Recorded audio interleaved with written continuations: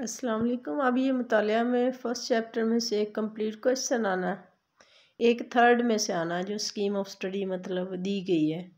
तो दूसरे और चौथे चैप्टर में से एक एक पार्ट आना है। अब अगर देखा जाए पेजेस के लिहाज से देख लेना वर्क, तो पहले और तीसरे दोनों को मिला के टोटल 24 वर्क बनते हैं और दूसरे और चौथे के 24 बनते हैं। इन दोनों में से 2 लॉन्ग पूरे हो जाने हैं और उन दोनों में से सिर्फ एक होना है।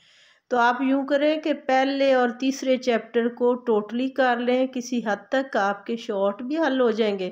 अब जो दूसरा और चौथा बचेगा उसमें से शॉर्ट कर लें जो बुक के एंड पे दिए हुए हैं, या आप A+ को यूज़ कर रहे हैं या MM शॉर्ट्स को देख लें और उसके साथ जो है वो MCQs की तैयारी कर लें तो इंशाल्लाह आसानी से हो जाएगा।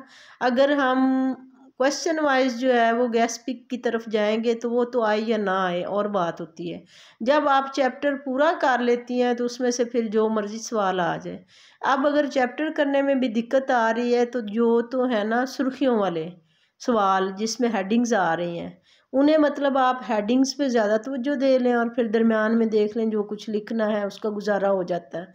बाकी क्वेश्चंस को अच्छी तरह से देख लें, कोई ऐसा मसला नहीं है। कंपैरेटिवली देखें, मैंने इन्हें याद करने का और कुछ ना कुछ तरीका जो है, कुछ शॉर्ट मैंने जो है वो वॉइस मैसेज में कर दिए हैं, आप उन्हें देख लें, इंशाल्लाह उसमें से काफ़ी आ जाएगा। बाकी अल्लाह हामी नासिर हो सारे बच्चों का।